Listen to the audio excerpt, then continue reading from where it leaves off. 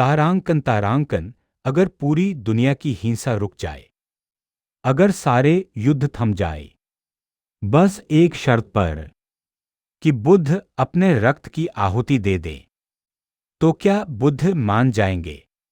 सोचिए, जिसने कभी तलवार नहीं उठाई, जो करुणा को धर्म मानता था, क्या वही अपने रक्त से हिंसा को सही ठहरा देगा? या फिर बुद्ध हमें यह सिखाने आए थे कि दुनिया रक्त से नहीं, चेतना से बदली जाती है? आज इस प्रश्न का उत्तर सिर्फ बुद्ध से नहीं, हमसे भी है। वह यह प्रश्न साधारण नहीं है। क्या बुद्ध देंगे अपने रक्त की आहुति? यह प्रश्न किसी ऐतिहासिक घटना की तलाश नहीं करता, बल्कि यह मानवता, करुणा, बलिदान और अहिंसा की अंतिम सीमा को टटोलता है। यह प्रश्न बुद्ध के शरीर से अधिक बुद्ध की चेतना से जुड़ा है। भगवान बुद्ध ने कभी स्वयं को ईश्वर नहीं कहा, न ही उन्होंने किसी बलिदान की मांग की। फिर भी उनके जीवन का प्रत्येक क्षण एक ऐसा त्याग था जिसमें रक्त नहीं बहा, पर अहंकार, तृष्णा और अज्ञान का वध अवश्य हुआ। एक बुद्ध और बलिदान की परिभाषा। सामान्यतः जब हम आहुति या रक्त बलिदान की बात करते हैं तो हमारे मन में युद्ध, क्रांति या धार्मिक अनुष्ठान आते हैं।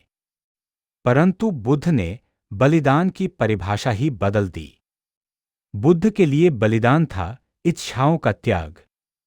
बुद्ध के लिए आहुति थी अहंकार की आहुति। बुद्ध के लिए रक्त नहीं, बल्कि करुणा का प्रवाह महत्वपूर्ण था। बुद्ध ने कहा था, हिंसा से हिंसा शांत नहीं होती, करुणा से ही हिंसा का अंत होता है। यदि कोई बुद्ध से पूछे, क्या आप अपने रक्त की आहुति देंगे? तो बुद्ध मुस्कुराकर पूछेंगे, क्या तुम अपने क्रोध, लोभ और मोह की आहुति देने को तैयार हो? दो राजकुमार से भिक्षु तक मौन बलिदान। सिद्धार्थ गौतम एक राजकुमार थे। उनके पास वैभव, शक्ति और सुरक्षा सब कुछ था, परंतु उन्होंने जीवित रहते हुए अपना सब कुछ त्याग दिया। सिंहासन छोड़ा, परिवार छोड़ा, सुख छोड़ा, पहचान छोड़ ली। यह कोई छोटा त्याग नहीं था, यह रक्त के बिना हुआ सबसे बड़ा बलिदान था। यदि रक्त बहाना ही त्याग की पहचान होता, तो क्या सिंहासन छोड़ना, पुत्र से दूर जाना, पत्नी के आंसू देखना, यह सब कम पीड़ा थी?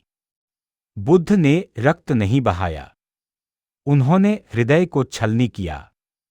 3, क्या बुद्ध हिंसा को स्वीकार करते? बुद्ध का मार्ग अहिंसा, अहिंसा परमो धर्म था। उन्होंने स्पष्ट कहा, जो स्वयं पीड़ा में है वह दूसरों को पीड़ा क्यों देगा? रक्त की आहुति अक्सर हिंसा से जुड़ी होती है, चाहे वह युद्ध हो, धार्मिक उन्माद हो या सत्ता की लालसा। बुद्ध जानते थे कि रक्त बहाने से सत्ता मिल सकती है, पर शांति नहीं। इसलिए बुद्ध किसी भी रूप में रक्त की आहुति नहीं देते, न दूसरों की, न अपनी।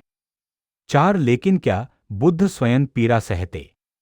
हाँ, बुद्ध ने पीड़ा सहना स्वीकार किया, पर पीड़ा देना नहीं। उन्होंने 6 वर्षों तक कठोर तपस्या की, शरीर को सुख से वंचित किया, भूख, कमजोरी और अपमान सहा। यह सब किसी दिखावे के लिए नहीं था, बल्कि सत्य की खोज के लिए था। यदि रक्त बहाना आवश्यक होता सत्य के लिए, तो बुद्ध का शरीर तपस्या में कब का टूट चुका होता। पर बुद्ध ने जाना, अत्याचार भी अज्ञान है और आत्मअत्याचार भी। 5, करुणा, बुद्ध का वास्तविक रक्त। यदि बुद्ध का रक्त कोई है, तो वह है करुणा। जब बुद्ध ने अंगुलिमाल जैसे हत्यारे को भी अपनाया, जब उन्होंने वेश्या को भी समान दृष्टि से देखा, जब उन्होंने शत्रु को भी शांति दी, वही उनका रक्त बहा। पर वह नसों से नहीं, हृदय से। करुणा में भी बलिदान होता है। अपमान सहना, अहंकार तोड़ना, बदले की भावना छोड़ना, यह आसान नहीं है। यह तलवार से कटने से भी अधिक पीड़ादायक होता है। 6 यदि संसार बुद्ध से रक्त मांगे। कल्पना कीजिए, आज का संसार बुद्ध से कहे, हमें शांति चाहिए, अपने रक्त की आहुति दो। तो बुद्ध क्या करेंगे? वे कहेंगे, मैं अपना रक्त नहीं दूंगा, पर मैं तुम्हें वह मार्ग दूंगा जिस पर चलकर तुम्हें किसी का रक्त बहाने की आवश्यकता नहीं पड़ेगी। बुद्ध संसार को शहादत नहीं, जागृति देते हैं। 7 बुद्ध और क्रांति। कई लोग मानते हैं कि परिवर्तन के लिए रक्त बहाना जरूरी है, पर बुद्ध की क्रांति अलग थी। बिना हथियार, बिना नारे, बिना युद्ध, यह चेतना की क्रांति थी। इतिहास में हजारों क्रांतियां हुईं, पर युद्ध के बाद भी घृणा बची रही।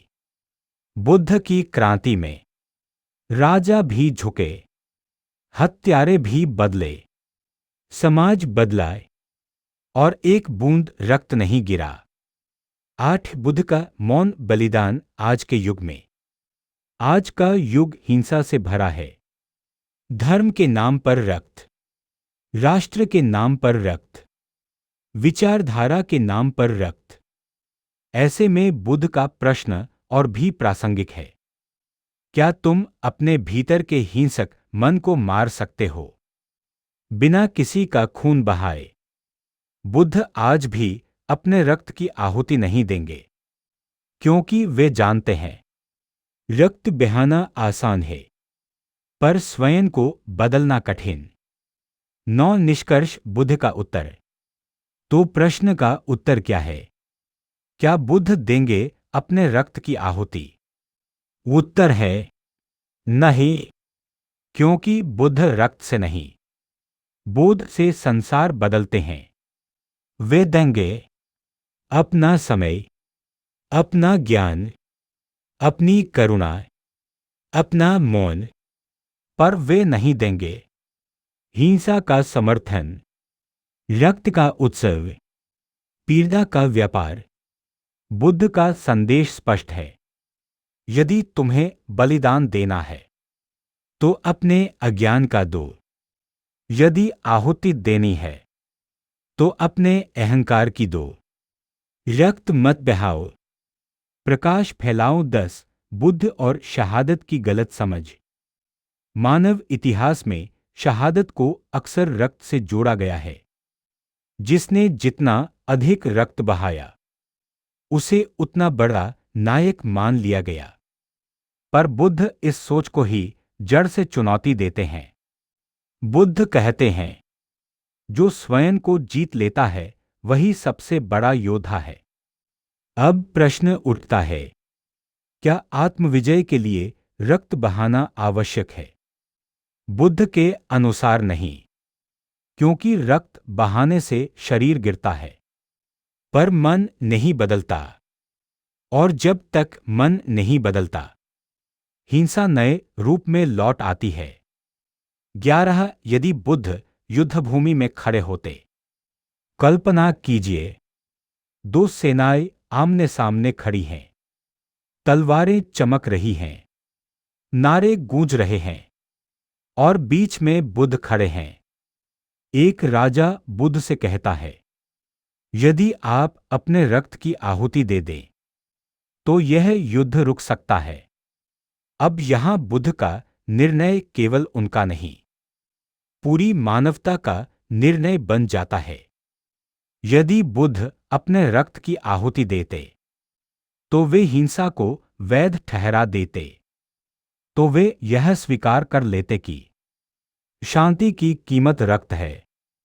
पर बुद्ध ऐसा नहीं करते। वे चुप रहते हैं, और उनका यह मौन हजारों तलवारों से अधिक तेज होता है। 12 बुद्ध का मौन सबसे बड़ा बलिदान। लोग समझते हैं कि बोलना साहस है, पर बुद्ध जानते थे कभी कभी मौन सबसे बड़ा साहस होता है। जब लोग गाली देते थे, जब लोग अपमान करते थे, जब लोग पत्थर फेंकते थे, बुद्ध मौन रहते थे। क्या यह आसान था? नहीं।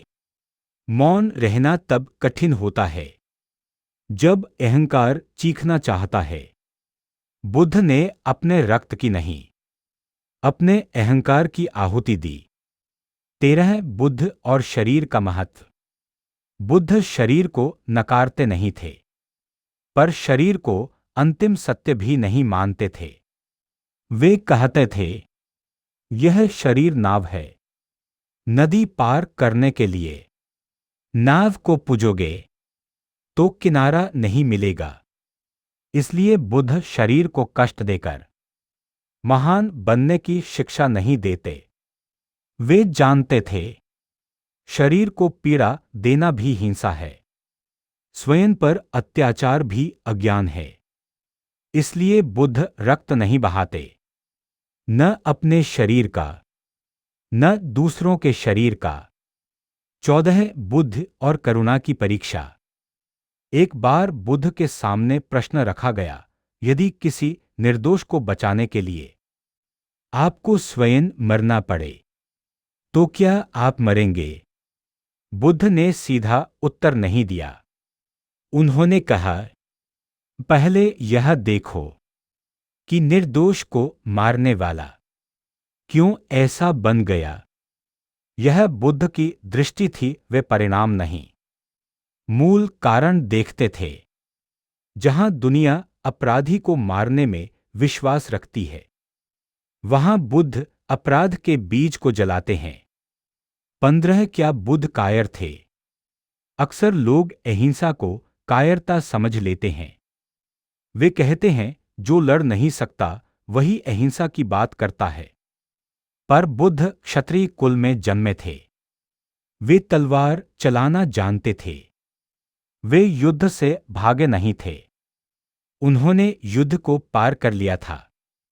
कायर वह होता है जो क्रोध से डरता है और उसे बाहर निकालता है।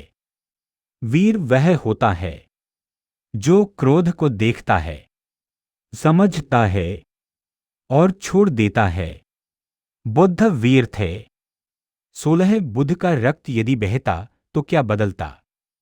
मान लीजिए बुद्ध किसी दिन अपने रक्त की आहुति दे देते, तो क्या होता?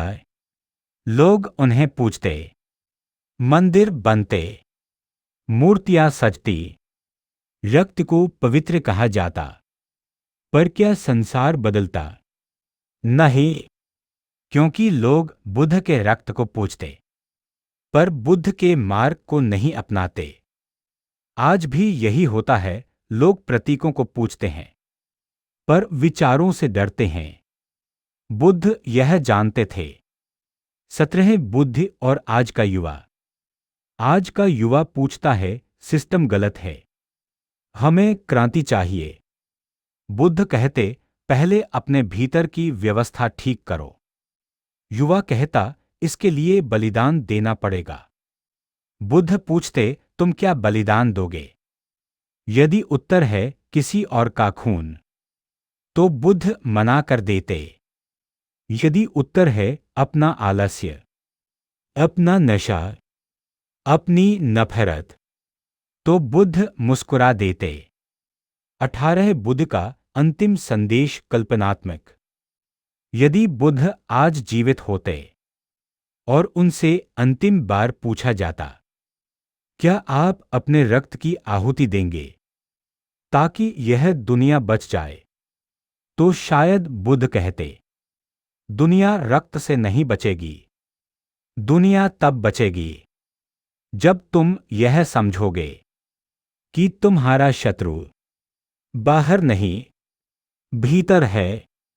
मैं अपना रक्त नहीं दूंगा, क्योंकि तुम उसे भी एक और बहाना बना लोगे हिंसा करने का। मैं तुम्हें देखने की दृष्टि दूंगा, क्योंकि जो देख लेता है वह मारता नहीं। 19 निष्कर्ष का विस्तार। इसलिए प्रश्न अब बदल जाता है। पहले प्रश्न था, क्या बुद्ध देंगे अपने रक्त की आहुति? अब प्रश्न है, क्या हम बुद्ध के बिना रक्त बहाए जीना सीखेंगे? बुद्ध ने हमें रास्ता दिया, अब चलना हमारा काम है। उन्होंने दीपक जलाया, अब रोशनी फैलाना हमारा दायित्व है। अंतिम पंक्तियां। बुद्ध का रक्त उनकी नसों में नहीं, उनके विचारों में बहता है। और जो व्यक्ति उन विचारों को समझ लेता है वह किसी का रक्त नहीं बहाता, न बाहर न भीतर। 20 बुद्ध और महान बलिदान का भ्रम। मनुष्य को हमेशा महान बलिदान की खोज रहती है। उसे लगता है जो दिखे, जो चौंकाए, जो खून से रंगा हो वही बड़ा होता है। बुद्ध इस मानसिकता को ही रोग मानते थे। वे कहते थे, मनुष्य को नाटक चाहिए, सत्य नहीं। रक्त का बलिदान नाटक बन जाता है। लोग रोते हैं, नारे लगाते हैं, फिर कुछ समय बाद सब भूल जाते हैं। पर आत्मपरिवर्तन नाटक नहीं है। वह धीमा है, अदृश्य है और इसलिए कठिन है। बुद्ध इसी कठिन मार्ग पर चले। 21 बुद्ध और पीड़ा का वास्तविक अर्थ। लोग सोचते हैं जो जितनी पीड़ा सह ले वह उतना महान। बुद्ध ने पीड़ा को महिमामंडित नहीं किया। उन्होंने पीड़ा को समझने की बात की। उनका पहला आर्य सत्य ही था। दुख है, पर उन्होंने यह नहीं कहा दुख दो या दुख सहते रहो। उन्होंने कहा दुख को जानो। रक्त बहाना दुख का समाधान नहीं, दुख का विस्तार है। 22 यदि बुद्ध किसी क्रांतिकारी संगठन में होते। कल्पना कीजिए, आज के समय में कोई क्रांतिकारी समूह बुद्ध को बुलाता है। वे कहते हैं, हमें आपका नाम चाहिए, आपकी शहादत चाहिए, ताकि लोग उठ खड़े हों। बुद्ध पूछते, तुम किससे लड़ रहे हो? उत्तर मिलता, अन्याय से। बुद्ध फिर पूछते, और अन्याय कहां से जन्म लेता है? वहां मौन छा जाता, क्योंकि अन्याय किसी एक व्यक्ति से नहीं, एक सामूहिक चेतना से जन्म लेता है। बुद्ध जानते थे, यदि चेतना नहीं बदली तो क्रांति सत्ता बदल देगी, पर पीड़ा नहीं। 23 बुद्ध और धर्म के नाम पर रक्त। इतिहास ने धर्म को सबसे खतरनाक हथियार बना दिया। हर धर्म ने कहा हम सत्य हैं, और हर सत्य ने किसी न किसी का रक्त मांगा। बुद्ध ने कभी नहीं कहा मेरा मार्ग ही अंतिम है। उन्होंने कहा जो स्वयं देख ले वही माने। इसलिए बुद्ध का धर्म कभी तलवार नहीं उठा सका। यदि बुद्ध अपने रक्त की आहुति देते तो उनके नाम पर भी हजारों तलवारें उठ जाती। शायद यही कारण है कि बुद्ध ने अपने शरीर को कभी प्रतीक नहीं बनने दिया। 24 बुद्ध का शरीर, बुद्ध की चेतना। लोग आज भी पूछते हैं बुद्ध की अस्थियां कहाँ हैं, उनका अवशेष कहाँ है? बुद्ध होते तो कहते तुम गलत जगह खोज रहे हो। बुद्ध की चेतना किसी अस्थि में नहीं, किसी रक्त में नहीं, बल्कि उस क्षण में है जब तुम किसी को मार सकते हो और नहीं मारते। वही क्षण बुद्ध का जीवित होना है। 25 बुद्ध और न्याय की हमारी समझ। हम न्याय को बदले से जोड़ते हैं। आंख के बदले आंख, खून के बदले खून। बुद्ध कहते इस तरह पूरी दुनिया अंधी हो जाएगी। यदि बुद्ध अपने रक्त की आहुति देते तो वे भी इसी चक्र को स्वीकार कर लेते। पर बुद्ध चक्र तोड़ने आए थे। उन्होंने कहा, मैं यह श्रृंखला यही समाप्त करता हूं। 26 बुद्ध का मौन आज हमें क्यों चुभता है? आज का मनुष्य शोर में जीता है।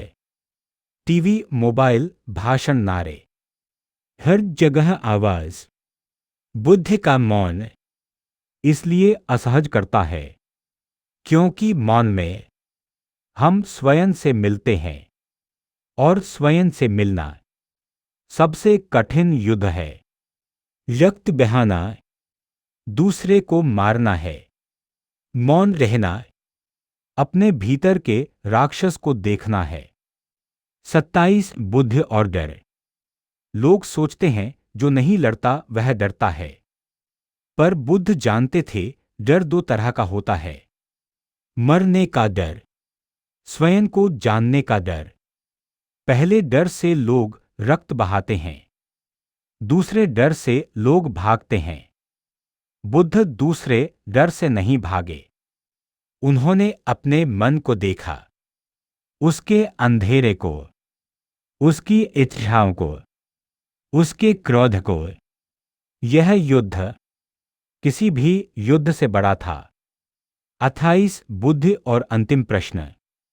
मान लीजिए बुद्ध से अंतिम प्रश्न पूछा जाए, यदि आपके रक्त से सभी युद्ध रुक जाए तो क्या आप देंगे? यह प्रश्न सुनने में महान लगता है, पर इसमें भी एक छल है, क्योंकि युद्ध किसी एक व्यक्ति के रक्त से कभी नहीं रुकते। युद्ध तब रुकते हैं जब मनुष्य यह समझ ले कि वह जिसे मार रहा है वह भी उसी जैसा है। बुद्ध यह समझ देते हैं, शरीर नहीं। 29 बुद्ध का मार्ग क्यों कठिन है? क्योंकि इस मार्ग में दुश्मन बाहर नहीं होता। इस मार्ग में कोई पदक नहीं मिलता, कोई नायक नहीं बनाता। इस मार्ग में तुम्हें अपने भीतर उतरना पड़ता है, और भीतर कोई भीड़ ताली नहीं बजाती। 30 अंतिम निष्कर्ष का अंतिम विस्तार। अब प्रश्न पूरी तरह बदल चुका है। यह प्रश्न अब बुद्ध से नहीं, हमसे है। क्या हम अपने भीतर हिंसा को समाप्त करने को तैयार हैं? बिना किसी रक्त के। बुद्ध ने अपना उत्तर हजारों साल पहले दे दिया था। वे आज भी उसी मौन में बैठे हैं। अब उत्तर हमारे जीवन से आना है। अंतिम समापन पंक्तियां। बुद्ध ने कभी अपने रक्त की आहुति नहीं दी, क्योंकि वे जानते थे रक्त से इतिहास बनता है, पर चेतना से भविष्य। और जो भविष्य को बदलना चाहता है वह तलवार नहीं उठाता, वह दीपक जलाता है। 31 बुद्ध और हमारी व्यक्तिगत जिंदगी। अब तक यह प्रश्न दार्शनिक लगता था, क्या बुद्ध देंगे अपने रक्त की आहुति? पर सच यह है कि यह प्रश्न हमारी रोजमर्रा की जिंदगी में हर दिन खड़ा होता है। जब कोई हमें अपमानित करता है, जब कोई हमारा हक छीनता है, जब कोई हमें चोट पहुंचाता है, तब हमारे भीतर भी एक आवाज उठती है, जवाब दो। चोट का बदला चोट से दो। यही वह क्षण है जहां बुद्ध हमारे सामने खड़े होते हैं। वे कुछ कहते नहीं, बस देखते हैं, और वही देखना हमारी परीक्षा बन जाता है। 32 बुद्ध और क्रोध का क्षण। क्रोध वह क्षण है जहां रक्त नहीं, पर खून उबाल मारता है। यदि बुद्ध वहां होते तो वे क्रोध को दबाने को नहीं कहते। वे कहते, इसे देखो, बुद्धि का मार्ग भावनाओं को कुचलने का नहीं, उन्हें समझने का है। जब हम क्रोध को समझ लेते हैं तो उसे बहाने के लिए हमें किसी का रक्त नहीं चाहिए। 33 बुद्ध और पीड़ित की मानसिकता। कई बार हम कहते हैं, मेरे साथ गलत हुआ है, इसलिए मेरा गुस्सा जायज है। बुद्ध पीड़ा को नकारते नहीं। वे कहते हैं, दुख है, पर वे यह भी कहते हैं, दुख से पहचान मत बना लो। क्योंकि जब हम खुद को केवल पीड़ित मान लेते हैं तो हम अनजाने में दूसरों को पीड़ित बनाने लगते हैं। यही हिंसा की जड़ है। 34 बुद्ध और माफी का अर्थ। माफी को लोग कमजोरी समझते हैं, पर बुद्ध के लिए माफी किसी और के लिए नहीं, अपने लिए होती है। जब आप माफ करते हैं तो आप दूसरे को नहीं, अपने मन को मुक्त करते हैं।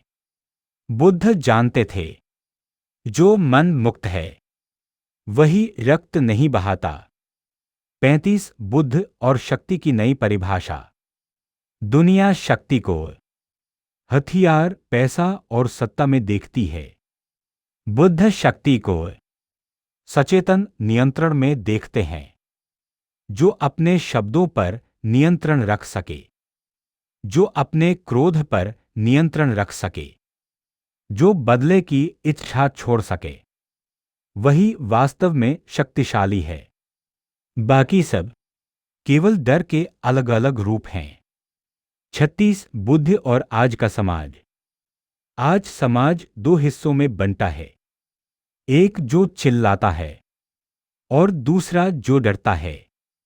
बुद्ध दोनों से अलग खड़े हैं। वे न चिल्लाते हैं, न डरते हैं।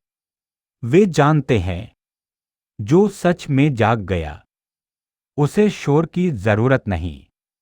यदि बुद्ध आज होते तो वे सोशल मीडिया पर न ट्रेंड बनाते, न बयान देते। वे किसी एक व्यक्ति के जीवन में शांति बनकर उतर जाते। 37 बुद्ध का उत्तर आज के प्रश्नों को। आज के प्रश्न हैं, अन्याय क्या है, सही क्या है, गलत क्या है। बुद्ध कहते, जो तुम्हें भीतर से कठोर बनाए वह गलत है, जो तुम्हें भीतर से करुणामय बनाए वही सही है। यह मापदंड सरल है, पर निभाना कठिन। 38 बुद्ध और अंतिम चेतावनी। बुद्ध कभी डराते नहीं, पर एक चेतावनी देते हैं।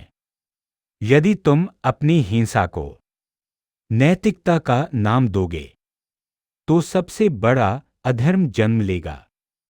इतिहास इसका साक्षी है। हर बड़ी हिंसा किसी न किसी अच्छे उद्देश्य के नाम पर हुई। बुद्ध इस छल को पहचानते थे। 39 प्रश्न का अंतिम रूपांतरण। अब प्रश्न यह नहीं रह गया, क्या बुद्ध देंगे अपने रक्त की आहुति? अब प्रश्न यह है, क्या हम बुद्ध के मार्ग पर चलकर किसी और का रक्त बहाने से खुद को रोक पाएंगे? बुद्ध का उत्तर कभी बाहर नहीं था, वह हमेशा हमारे भीतर था। 40 अंतिम समापन। बुद्ध ने रक्त नहीं दिया क्योंकि वे जानते थे, रक्त एक बार बहता है, पर विचार पीढ़ियों तक बहते हैं। उन्होंने हमें लड़ने की कला नहीं सिखाई, उन्होंने हमें देखने की कला सिखाई। और जो देख लेता है वह अंधा नहीं रहता, जो अंधा नहीं रहता वह तलवार नहीं उठाता। अंतिम पंक्ति।